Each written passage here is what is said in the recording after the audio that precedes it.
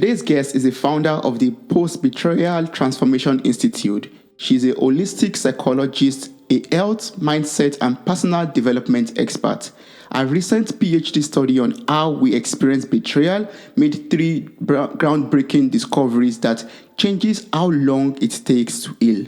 In addition to being on Fox, CBS, and the Dr. Oz Show, TEDx, and more, she's an award-winning speaker, podcaster, coach, and author dedicated to helping people move past their betrayals as well as other blockages preventing them from the health, work, relationship, confidence, and happiness that they want most.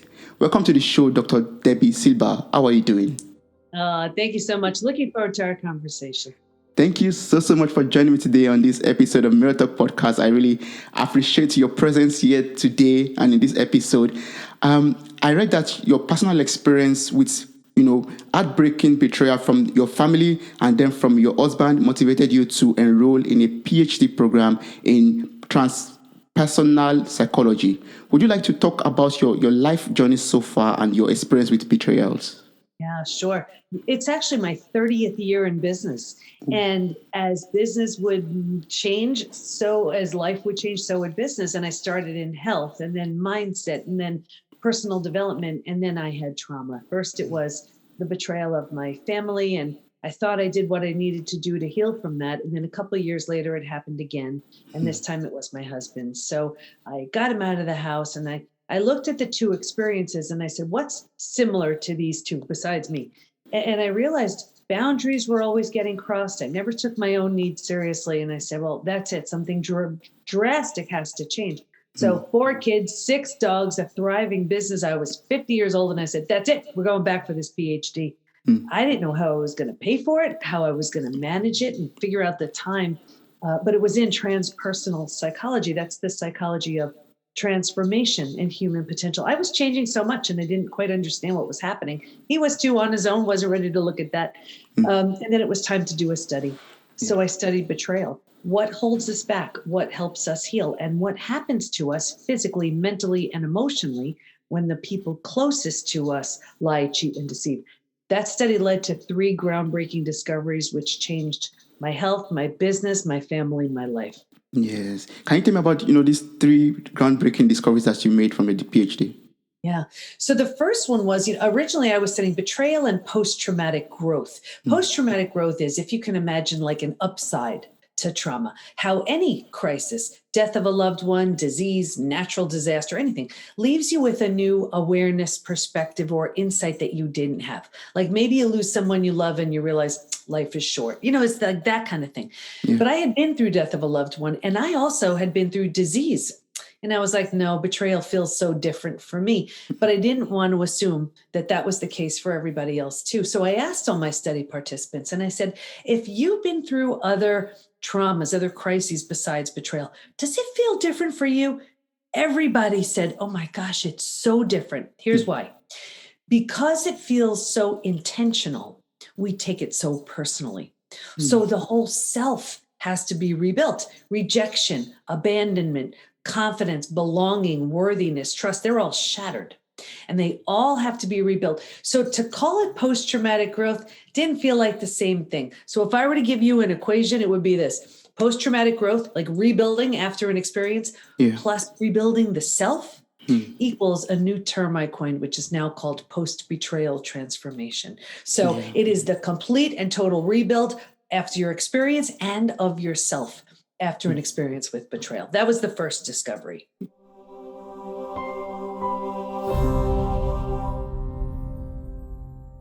So the second one was that there's actually a collection of symptoms, physical, mental, and emotional, so common to betrayal, it's known as post-betrayal syndrome. And we've had over 25,000 people take the post-betrayal syndrome quiz on our site to see to what extent they're struggling. What's so interesting about that is we've all heard time heals all wounds, right? I had the proof. That's not true, because people write things when it comes to betrayal. People write things. There's a question that says, is there anything else you'd like to share on the quiz? And people write things like, my betrayal happened 35 years ago and I'm unwilling to trust again. My betrayal happened 15 years ago. It feels like it happened yesterday. So we know when it comes to betrayal, if there is a specific protocol to heal from it, and if not, you can't count on time or a new relationship, whatever that is, to heal it, because it won't. And the truth is, we can spot an unhealed betrayal a mile away. And for everybody who's watching and listening, I see it in health, in work, in relationships. You ready? I see it these ways. In relationships, I'll see it in one of two ways. The first way is repeat betrayal. If you have repeat betrayals, where you keep saying, what the heck? I keep going from friend to friend to friend, or boss to boss to boss, partner, partner. It's different face, but it's the same thing. Is it me? Yes, it is. There's something really powerful that you need to learn. Not that it's your fault. It's really your opportunity. Until and unless you do, you will keep getting opportunities in the form of people to teach you that lesson. Like maybe you need better boundaries in place. Maybe you need to learn you are lovable, worthy, deserving, get it through your head already, whatever it is. And once that lesson's learned, no reason to keep repeating it. So when I see a repeat betrayal, I know it's an unhealed betrayal. The other way I see it is, and I see this so often, people put the big wall up. They're like, nope, no one's getting near me again. Been there, done that. And they think it's coming from a place of strength. It's not. It's coming from fear. So when I see one of those two in relationships, I know that person's not healed. We see it in health. People go to the most well-meaning doctors, coaches, healers, therapists to manage a stress-related symptom, illness, condition, disease. And at the root of it, very often there's an unhealed betrayal. Yes. I see it at work all the time. People, let's say they want to ask for that raise or promotion. They deserve it, but their confidence was shattered in the betrayal. So they don't have the confidence to ask, and they're bitter and resentful instead. Or they want to be a team player, collaborative partner, but the person they trusted the most proved untrustworthy. How do they trust that boss, that coworker, that joint venture partner? You see, it shows up everywhere. Yes, that's true. Wow. And what was the third one? What was the third grand discovery? So this was the most exciting. When this showed up, I just couldn't even believe what just happened. What we learned was, while we can stay stuck for years, decades, a lifetime, and so many of us do, if we're going to fully heal, going from symptoms of post-betrayal syndrome to that place, that totally healed state of post-betrayal transformation, we're going to go through 5 now proven predictable stages. And what's even more exciting about that is we now know what happens physically, mentally, and emotionally at every one of those stages. And we know what we need to do to move from one stage to the next. So this was so exciting because now we realized healing's predictable. If someone's willing to do what it takes, they will predictably move through the stages, the 5 stages of betrayal to breakthrough. I'm happy to share the stages if you want. Yes, please. Yes, I would love to learn them. Yeah. I also, every couple of months, I pull the stats from the quiz to see, how people struggle physically, mentally, emotionally. I can share those too. Yes, please. So with the 5 stages, it's all broken down in Trust Again, my most recent book. It's what we teach within the PBT Institute, but here's a boiled down version. Ready?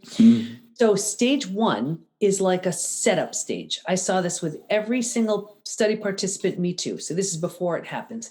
And if you imagine 4 legs of a table, the 4 legs being physical, mental, emotional, and spiritual, right? Yes. What I saw with everybody was this real heavy lean on the physical and the mental, right? All here, and kind of ignoring the emotional and the spiritual, all here, right? Yes. So they're thinking and doing, not really paying attention to the feeling and being. So imagine a table with only 2 legs, right? Easy for the table to topple over. That's us. Stage 2, the scariest of all of the stages. And this is the breakdown of the body, the mind, and the worldview. So this is D-Day, Discovery Day. This is where you learn about your betrayal, the shock, right? And so there's a breakdown of the body. You just ignited the stress response. So now you're headed for every single stress-related symptom, illness, condition, disease.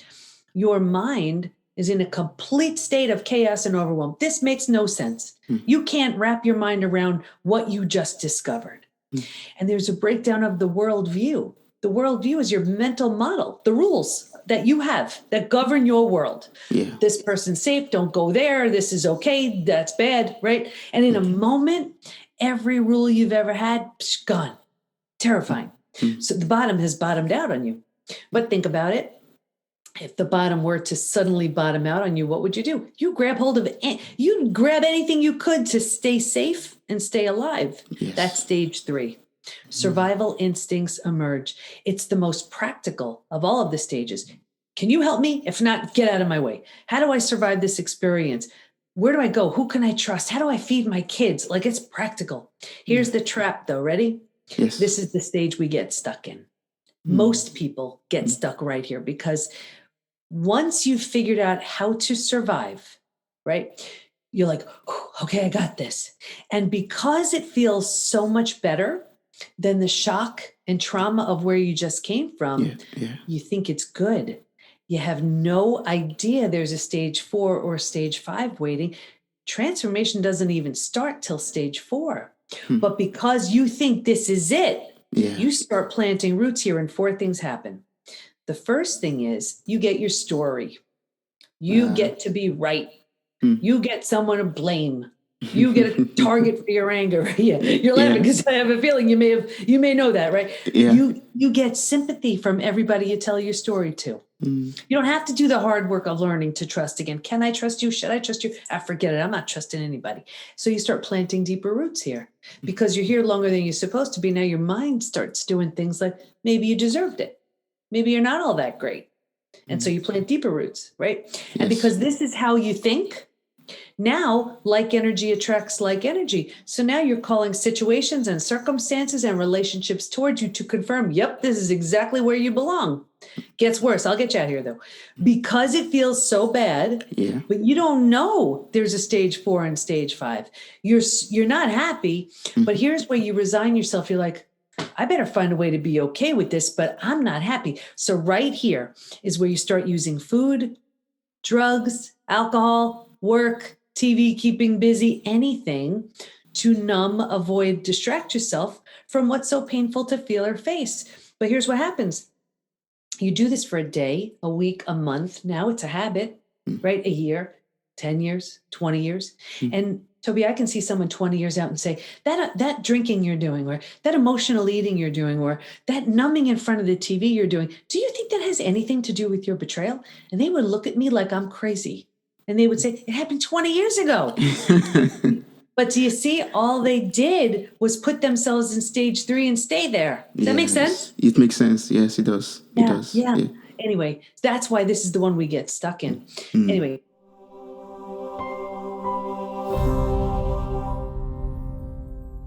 Stage 4 is finding and adjusting to a new normal. So here's where you accept and acknowledge, I can't undo my betrayal, but I control what I do with it. So I always use that example. If you've ever moved to a house, office, condo, apartment, whatever, your stuff's not all there yet. It's not quite cozy yet, but you know it's going to be okay, right? Yes. When you're in that mental place, you start turning down the stress response. So you're not healing just yet, but at least you're not causing the massive damage you were causing in stages 2 and stage 3. Now, what's so interesting about stage 4 also is if you were to move, you don't take everything with you. You don't take the things you've outgrown that don't represent, who you want to be when you're in that new space. And what I found was, if your friends weren't there for you, you've outgrown them right here. You don't take them with you. Yeah, that's true. So now you're making this your new home mentally, right? You're making it okay. You move into the 5th most beautiful stage. And this is healing, rebirth, and a new worldview. The body starts to heal. Self-love, self-care, eating well, exercise. You didn't have the bandwidth for that earlier. Now you were surviving. Now you do. Your mind, you're making new rules, new boundaries based on what you see so clearly now. And you have a new worldview based on the road you just traveled and all you experienced. And the 4 legs of the table, in the beginning, it was just the physical and the mental. By this point, we're solidly grounded because we're focused on the emotional and the spiritual too. Those are the 5 stages. Wow, that's a lot of stages to go through. And you outgrow one as you move into the other. Yes. But sometimes, earlier you were talking about, some of these betrayals repeat themselves just for us to learn a lesson out of it. Well, is it that can it happen that that we've gotten a lesson, but the betrayal still repeats itself? Like, is that possible also? It repeats itself for a few reasons, because you haven't learned the lesson, because see what happens. There's a big link between betrayal and self-betrayal, because let's say you've been betrayed Yes. and you don't really do anything about it. You know it's not in your best interest. You know this person isn't treating you with respect, with integrity, with love, with any of these things. And when you stick around for that, that's self-betrayal. So we see that all the time. What I see too is, people are so afraid of that death and destruction of the old. That's what happens with betrayal, though. There is a shattering of all of it. Yeah. But because there's a shattering and death and destruction of the old, you get to rebirth something new. Whether rebuilding yourself is always a choice. Whether you rebuild just yourself and you move on, that's what I did with my family. It wasn't an option to rebuild with them. Or if the situation lends itself, if you're willing, if you want to, you can rebuild something entirely new with the person who hurt you. That's what I did with my husband. So as two totally brand new people, we married each other again. Yeah, New rings, new vows, new dress, and our 4 kids is our bridal party. Never in a million years would I ever have done that if he wasn't totally different and if I wasn't totally different. But what so many people do is they're so afraid of the end, right? Yes, so they try to just patch it up. And it doesn't work. It just doesn't work. That's where the repeat betrayals happen.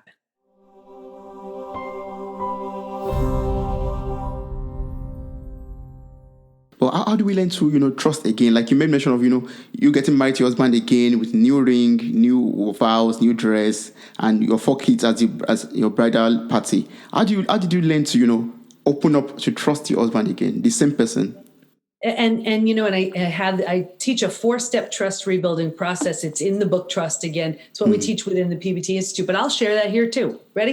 Yes. What happens with so many people is trust is shattered, and then we're so uncomfortable. We don't like the feeling, so we're like, okay, forget it. I'll just trust you again. It doesn't work. It doesn't work. I look at trust like a brick wall, where the only way I know of a brick wall being built is brick by brick by brick, right? Yes. Now imagine the person who built the brick wall in one moment shatters the whole thing, right? So now the person whose trust was shattered, you can look at the brick walls, the rubble of brick, and say, I don't have the least bit of interest watching that thing get rebuilt. And that's totally fine. However, the person whose trust was shattered, if they're willing to watch the brick wall be rebuilt, the person who shattered it has to be a really good bricklayer.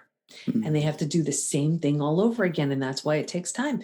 Every opportunity they have to show that they're trustworthy, 1 brick in the wall. Another opportunity to show they're trustworthy, 1 brick in the wall. But you know what I see people do? Because it's so uncomfortable. Yeah. Imagine the brick wall is shattered and the person whose trust was shattered is like, forget it, I'll build the brick wall. No. That person has to build it. You see? Yes, I do. That makes all the difference. Yes. When the person whose trust was shattered because they're uncomfortable goes ahead and builds that brick wall, the other person's like, I don't have to do anything. Yes. See? Yes. And neither of them learn. Yes. That means if, for example, if my trust was shattered, for example, and I decide to, build the brick wall myself, I might, build the wall around myself and ignore him or ignore her out of my life. Like build the wall around myself, blocking he or she out of my life totally. Well, you could do that too, but that's not fair to you. It's like if you get burned on the stove and you say, I'm never cooking again. That's not fair to you. You know what I mean? Yes. So then it's like living half a life. So what you want to do is you need to slowly, carefully, and cautiously learn how to trust again. So I teach this 4-step process. Ready? Yes. Because what happens with betrayal is you certainly don't trust your betrayer. You don't trust yourself either because you're like, I'm a bright person. How did I not know? How did I not see? And I don't trust that person. I don't trust that person. So all trust is shattered. So because all trust is shattered, there are four levels that need to be rebuilt. The first is from the ground up.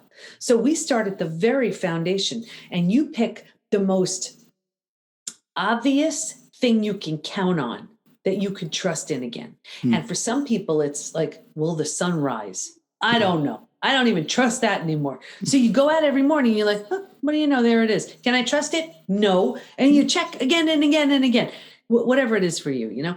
And when you believe in that most basic thing, that's a foundation that you can stand on, right? So that's level one. Once that's in place, because I'm talking, you know, trust is completely shattered. You got to build, that's the very foundation. Once that's built, now you have to work on building trust in your intuition, in your wise inner guide, you know.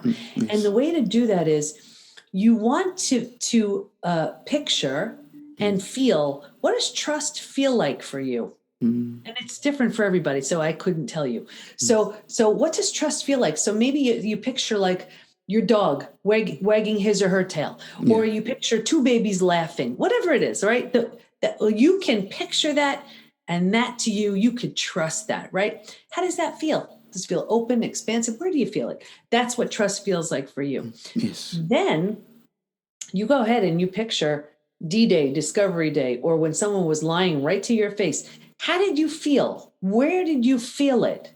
That represents what a lack of trust feels like. And then what you do is you go about your day and you check in. Does it feel closer to the two babies laughing, or does it feel closer to the, you see? Yes. And what you're doing is you're learning to strengthen your intuition, trust your gut. So you feel you have a little sense of safety and security building. So now you have that foundation, right, that you're standing on. You trust your gut. Now you have to learn to trust in yourself again, right? Because you lost trust in yourself. So to do that, you give yourself little tasks and then you do them. I'm going to make that phone call, and then you do. I'm going to go to the gym, and then you do. I'm going to drink that glass of water, and then you do. I will not call my ex, and then you don't. Whatever it is, right? Yes. And what you're doing is you're showing yourself you're trustworthy. If you say something, it's law. You mean it. Yeah. So now imagine you have that foundation, you trust your gut, you trust yourself. You see how you feel stronger and you have this sense of safety and security. From there, now you cautiously and carefully start trusting in other people again. But what we do is we don't do those first three, and we go right to trusting others. You see why it falls? Yes. Why it fails? Yeah. So one has to go through each stages and heal from the betrayal. Yes. Because we that's the thing, we don't, and we're so unhappy, and we miss that person, or we just want it better again, and so we go right back to it, right back to where we were, and it never ever works. You know, there were 3 groups in my study who didn't heal.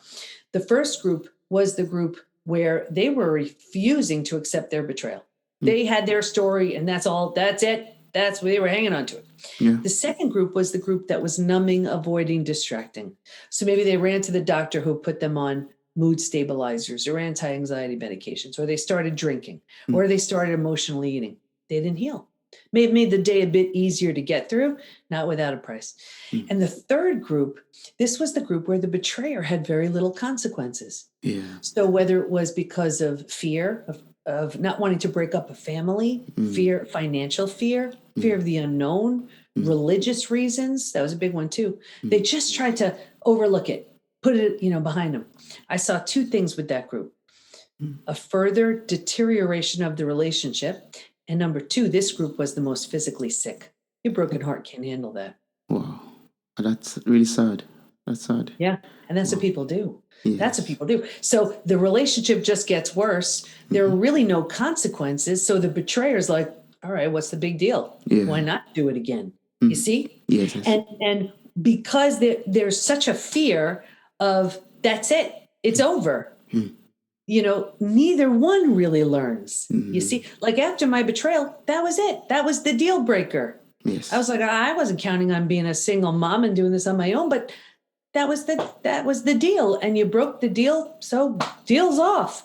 and it was only because now I was like, all right, my only job is to heal. And on his own, that's what he decided to do too. Yes. So then you come back together as 2 very different people. But if you don't have that breakdown, you can't have that breakthrough.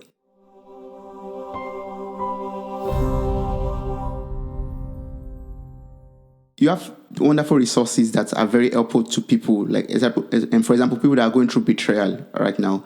You have your institute, the Post Betrayal Transformation Institute, and you have 2 books. You have The Unshakable Woman and your newest book, Trust Again. So, can you tell me about these resources and how our listeners, could make use of them to, overcome or to, go through all the stages of betrayal or post betrayal transformation to become a new person or to, come out as a better person?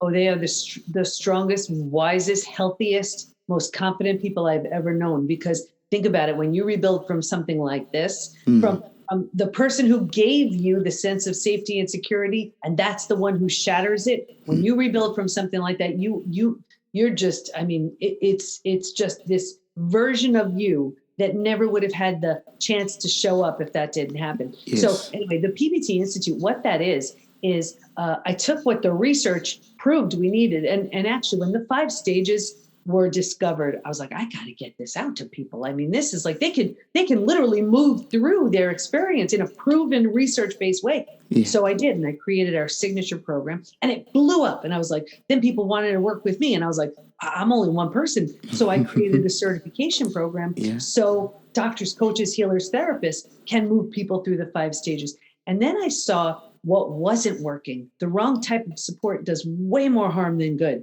So I was like, I'm not including any of that. And then I said, well, what would happen if we put everything that works all under one roof? That's the PBT Institute. So we have, and it's global. So we have people from all over the world. So we have certified coaches and practitioners who teach daily classes. So they're all certified in the 5 stages, but they're coming in with 10, 20, 30 plus years in cognitive behavioral therapy. We have a coach who specializes in working with the alpha male because he's a guy and he just was, like a regular tough guy. Yeah. And so he works with a lot of our men. We have people who coaches who specialize in addiction, in chronic pain, in narcissism, in reconciliation, in divorce. So they're teaching their areas of expertise. So members get to know, like, and trust them, and then they can work with them privately. You have the programs, I'm in there, and we have the right type of support. So it's not like, where people, it's like, you ever see those support groups where it's just like, it just keeps you stuck, where someone's like, oh, this happened to me. And then they're like, oh, you think that's bad? This is what happened to me. Oh, you think you got it bad? It's not like that. Yeah. Our community is more like, what'd you do? You did that? How'd it go? Wow, let me try that. It's up to lift and inspire. And we have clubs too. So we have clubs based on all different types of specialties. Like we have a men's club, so the men can go somewhere just so they're not, bombarded by the women. It's like an online, men's thing there. And so it's really designed to give you every single thing research-based that you need to heal. And I made it a no-brainer. I mean, we have our lowest level of membership. It's $97 a month. That's $3 a day. I mean, you could really go to like 15, 20 live classes a week for less than one appointment with a therapist. And if that therapist doesn't know what they're doing, it does way more harm than good. So I purposely made it that there's no reason to stay stuck. Staying stuck now is a choice. You don't have to. You don't have to stay stuck. And how can people access this, institute? How can they enroll to it? The first thing is I really recommend everybody take the post-betrayal syndrome quiz to see to what extent they're struggling. They can just find that at the PBT, as in post-betrayal transformation, thepbtinstitute.com/quiz.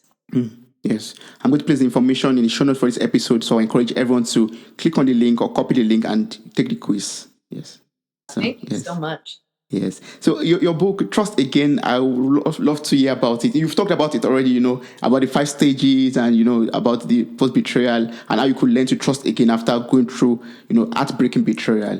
But can you, tell the listeners out there, what they could, get from it again or gain from it again if they read it? Yeah. I wrote the book because at a time where we need support the most, we're the least likely to seek it because there's so much shame.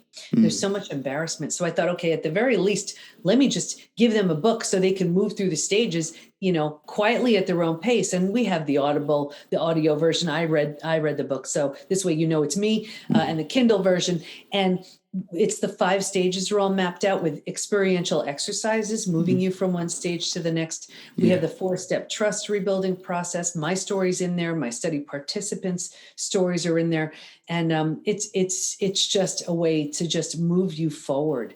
And we have it on Amazon and everything, but get it from this link instead, because then I could give you all kinds of bonuses too. And you can just find that at thepbtinstitute.com/trust again. Okay, that will also be found in the show notes for this episode. So you can just click on it and get all the bonuses and gifts from Dr. Debi Silber. Yeah, that was awesome. Yes. So, we've been talking about, betrayal all along, and you've talked about, the 5 stages or, of being transformed from your betrayal. But there are some cases in which you've made mention of this also, that, you are distracting it or you are numbing it, you are numbing your betrayal. Are there like some physical symptoms that we could notice, like when you have gone through betrayal? Are there like some physical symptoms or maybe some mental symptoms that could be noticeable in our friends, in ourselves, that we say, you've gone through betrayal, or I've gone through betrayal. That's why I'm noticing these, physical symptoms or emotional symptoms. Yeah, and those are symptoms of post-betrayal syndrome. So, like I said, every few months I pull the stats from the quiz just to see. The quiz, for people who've taken the quiz, we have every age represented, and we have almost every country. So this is out of figure 25,000 people. Ready? Yes. 78% constantly revisit their experience. 81% feel a loss of personal power. 80% are hypervigilant. 94% deal with painful triggers. And if you've had them, those triggers can take you down. These are the most common physical symptoms. 71% have low energy. 68% have sleep issues. 63% extreme fatigue. So you could sleep all night, you wake up, you're exhausted. Those are your adrenals. Your adrenals just crashed. 47% have weight changes. So in the beginning, maybe you can't hold food down. Yeah. Later on, you're using food for comfort, right? So then there's weight gain. Yes. 45% have digestive issues. That's any kind of gut issue. Crohn's, IBS, diverticulitis, constipation, diarrhea, anything, you name it. The most common mental symptoms. 78% are overwhelmed. 70% walking around in a state of disbelief. 68% are unable to focus. 64% are in shock. 62% are unable to concentrate. So imagine you can't concentrate, you have a gut issue, you're exhausted, and you're supposed to work. You're supposed to raise your kids, and right? That's not even the emotional symptoms. Yes. Emotionally, 88% extreme sadness, 83% anger. If you go back and forth between anger and sadness, that's exhausting, right? Spending your time between those two states. 82% feel hurt, 80% have anxiety, 79% are stressed. So here's why I wrote the book, Trust Again. Ready? 84% have an inability to trust. 67% prevent themselves from forming deep relationships because they're afraid of being hurt again. 82% find it hard to move forward. 90% want to move forward, but they don't know how. Yes. Well, that's actually a very big, challenge. How do I move forward? Even you won't just feel stuck, and you are willing, you are motivated to move forward, but you just don't know how to move forward. That's it. Well, that's what the Institute is for, because, and that's what the book is for, because, this way, if you don't know how to move forward, you stay in stage 3. And that's why most people do that. But when you know how to move forward, when you learn about the 5 stages, right? Then you say, oh my gosh, so I'm in stage 3 and I have to do this and that to move to stage 4. Okay, I'm ready to do that. Oh, I have to do this and that to move from stage 4 to stage 5. Okay, I can do that. So it's predictable. Yes, that's true. Wow. So I will encourage everyone to pick the book, Trust Again, or just enroll for the course in the Institute and, learn how to move forward, learn how to trust again, and learn how to become a better person, transform yourself from all of these post-betrayal syndromes and symptoms that you have. Wow, that's awesome. So for someone out there who is like a little bit confused, or for myself actually, like I would love to know what's the difference between a post-betrayal transformation and a post-traumatic growth or transformation. What was that? So and this is, remember in the beginning when I was saying post-traumatic growth is like the upside of a trauma. Like, death of a loved one, disease, natural disaster, financial crisis, whatever it is. But you come out of that and you're different, and you realize life is short, or appreciate the little things, or you get something good out of something bad, right? That's Yes. post-traumatic growth. But betrayal, I was like, it's different, because yes, you come out of your experience, but you also have to completely and totally rebuild yourself. Right? Because like if you lose someone you love, you don't take it personally. You miss them. You're Yes. sad. You grieve. You mourn the loss, but you don't take it personally, right? Mm. You don't lose trust in that person. With betrayal, you don't trust yourself. You don't trust you don't trust anything. You feel rejected. You feel abandoned. Your confidence is shattered. That doesn't happen with other crises, and it's not saying which is better or which is worse. They all stink. But what I'm saying is, with other life crises, it's not an attack and the shattering of the self where betrayal is. So it needed its own term. So it's post-traumatic growth. If I were to give you an equation, it would be that post-traumatic growth plus rebuilding the self, everything that was shattered, equals post-betrayal transformation. Okay. No, I ask the question because sometimes when someone hurts us in a way or betrays us in a way, we say, "Oh, that experience traumatized me," for example. So one thinks, "Oh, maybe that is not only a post betrayal transformation, but also a post traumatic growth also." That's why it's both. So you have to heal from that experience, but you have to also heal everything that was shattered in yourself. Rejection, abandonment, confidence, belonging, worthiness, trust. Like, think about it. If you lose all your stuff, let's say in a house fire, those things aren't really affected. Rejection, abandonment, confidence. You know what I mean? You're sad, you miss your stuff. You're lucky you're alive, but yourself is intact. Yes, You see, that's true. Yes. Betrayal, it's shattered, and it all has to be rebuilt. Yes. So how do we know? How do we know if we've gone through all of these 5 stages already and we are totally healed, or how do we know if we are still stuck in stage 3, for example, and we have not healed from the betrayal? Yeah. Well, it would be if you have those symptoms of post-betrayal syndrome, you could heal from all of it. So if you still have those symptoms, you're stuck. When I mentioned stage 3, if you're benefiting from, you get that sympathy from other people and you have your story, and if somehow that's making you feel like, yeah, I have that, and you just don't think there's anything better. If you're numbing, distracting, any of those things, you're stuck. You're stuck in stage 3. Like I said, that's where they stay. Transformation, the best, strongest, most empowered version of you doesn't even start until stage 4. You've been through the worst already. You owe it to yourself to move through stage 4 and stage 5. Yeah, you're right. You're very right. Yes. No, I was asking this question because I was, sometimes some people think this is my new normal. We are good. I'm okay with the situation. I'll just stay angry or stay in this new stage of experience that I've gotten from life or from this betrayal. That's not healed. That's not healed. Like people say to me, no, I'm really good as long as I don't see that person. That's Exactly. not healed. No. Healed. Yeah. It's a different thing. The way it goes is you go from this extreme sadness to like, how could this happen? Then you get angry. Are you kidding? You did this to me? And then you go to pity. Really? You have to behave like that? And then you go to compassion. Yeah. I get it. When you're in compassion, you're good. Yes. Well, for someone that's still numbing at this stage, at this point, what questions should we ask ourselves in this situation? Like when I'm distracting myself or numbing myself from this post betrayal or this betrayal situation, what questions should I ask myself? Yeah, these are 4 questions, and I invite everybody to write these down. That's my way of saying write these down. Ready? So the first question is, am I numbing and distracting? If so, how? Ask yourself, think about it. If you do you walk into a room and you put the TV on because you are desperately trying to drown out the sound of your own thoughts? You come home and you're drinking because you have to escape yourself. Be honest. The second question, what am I pretending not to see? Am I pretending not to see there's trouble in my relationship? Am I pretending not to see I hate my job? Am I pretending not to see that health issue that needs my attention? What am I pretending not to see? Be honest. Third question, what's life going to look like in 5 to 10 years if I do nothing? We don't want to take a look at that, but play it all the way out. Go out 5 to 10 years. Ignore that relationship issue. What's it going to look like? Ignore that job issue.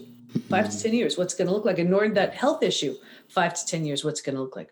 And the last question, what can life look like in 5 to 10 years if I change now? I'm not saying it's easy. Transformation begins when you tell yourself the truth. I love that. Transformation begins when you tell yourself the truth. Yes. Yeah, this is really deep actually, because sometimes we distract ourselves with music or with movies or with too much activities just to numb the pain, just to let go of it, just to forget about it. But it never goes away until you let it go. It goes away when you face it, feel it, heal it. That's what we say in our community. Face it, feel it, heal it. That's the only way. The only way through it is this. The only way out the other side. Yes. Wow, but that's difficult to face it. It is. And that's why people don't want to do it. It's interesting. We have two people who leave the community. So they come into the PBT Institute, and two types of people who leave. One leaves because they're at that place of post-betrayal transformation. They're supposed to go, right? The second group, those are the people who don't want to do the work. They'd rather numb, avoid, distract. They'd rather stay with their story. And I get it, but we're not right for them then. We're for the people ready to heal, not for the people who want to complain. Yes. Wrong group. Yeah. Wow, that's true. That's really deep. So I'd love you to tell me about your other book. We didn't talk about The Unshakable Woman. What's this book about? What inspired you to write The Unshakable Woman? Yeah, that's a short but powerful read. And I wrote that very quickly after my betrayal. I wasn't ready to really talk about my betrayal just yet.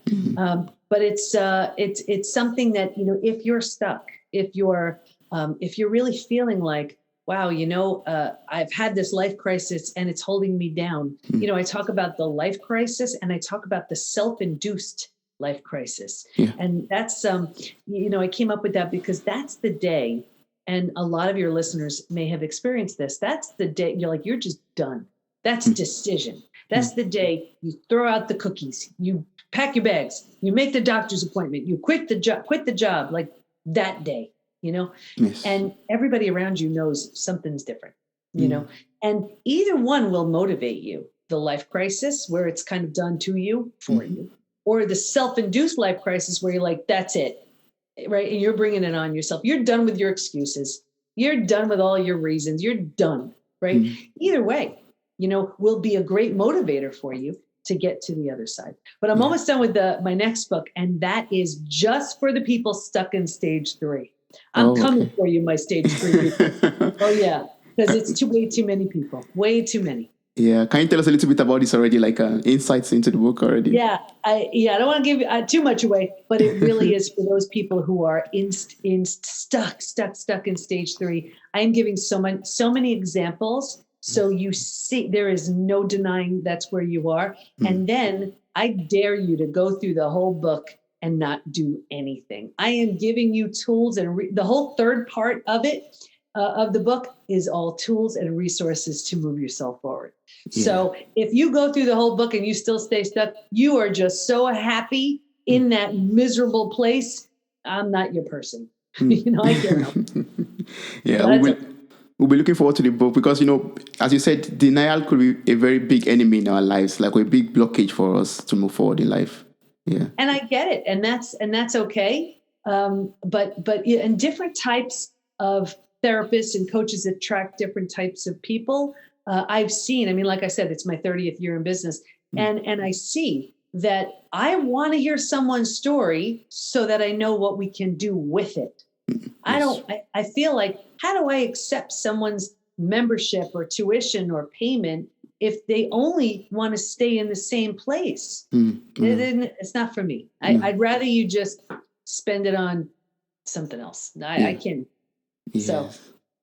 Yeah, well, that's good. I'm ready. Yeah, that person who's ready, they're scared because it's terrifying. But we have every tool and resource. We have the best coaches and practitioners on the planet. I have one practitioner. He's been a therapist for 37 years. He's in our community. We have 10, 20, 30 plus years our coaches and practitioners are. So the collective wisdom in there, plus that, the support from the members in our community, there's nothing like it. There's nothing like it. Yes. Wow. So anyone who is ready, I will encourage the person to click on the links in the show note of this episode and get across to Debi or sign up for the, BT Institute and enroll, take the quiz, and become a better person. Yes. So you have an awesome podcast called From Betrayal to Breakthrough, where you speak with experts from all walks of life. So what are like some common characters or traits that we can learn from your guests in over 250 episodes of your podcast? Yeah, I know. I can't believe we have that many. And we actually, we have recorded episodes through February of 2022. So I actually had to stop recording because I would record someone, and then if their episode doesn't get released till 6 months later, they can have a whole new book, a whole new something. Yes, yes. The timing was off. Anyway, so we have the most amazing experts on there. Every Monday, I have an interview with an expert, a doctor, a therapist, a thought leader.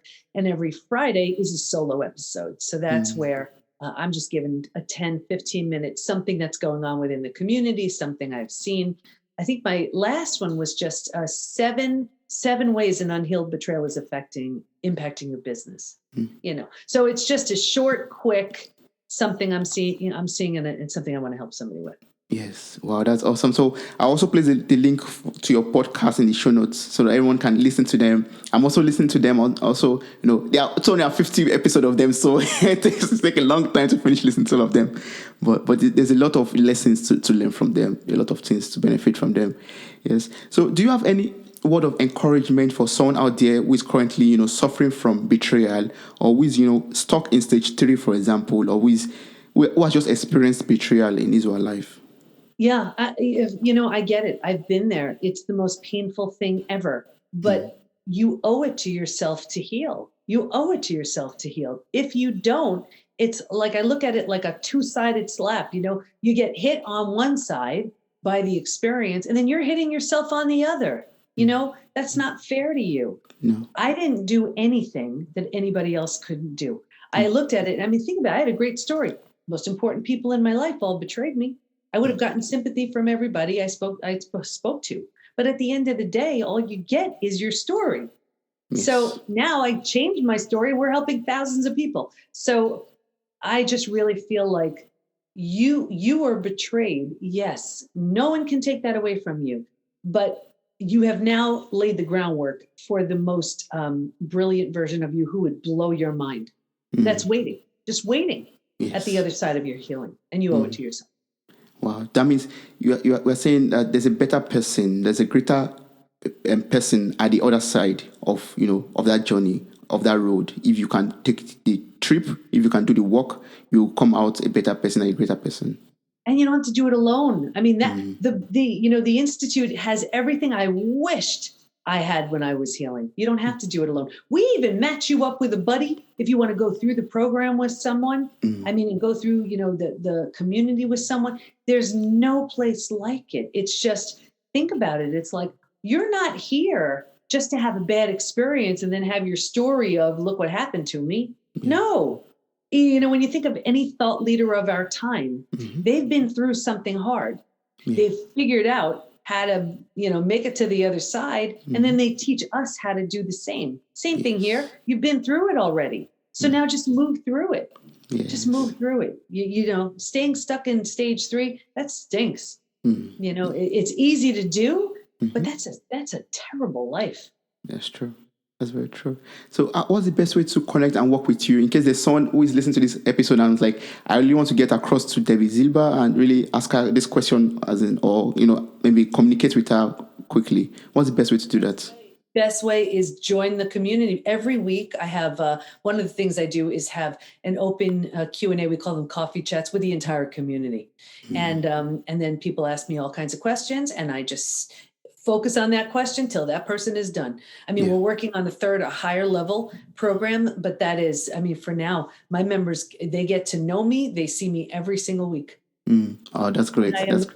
People post things on the forums and I'm like, good for you. Try this, do that, so that's my community. So I'm all over it. If they want to get to know me, $97 a month or $297 for our higher level where you get a session with one of our coaches every month and all these other things. That's where to find me and all this great stuff. Awesome. That's great. Thank you so much for everything I've been able to learn from you in this episode. I really appreciate all the tips and, walking me through the 5 stages and, yeah, giving me, tips on how to trust again and the purpose, the reason and the benefit of being able to do the work and go through everything and give him the assurance that you are not alone. You're never alone in this journey. You have the institute, you have the forum, you have people that could help you to, go through this post betrayal transformation. Thank you so much. I really appreciate that. Thank you. Wow, you made it to the very end of this episode. Thank you so much for listening. I'm grateful for your time, your love, and your contributions. Subscribe, like, review, and share this podcast. God bless you. Bye. Bye.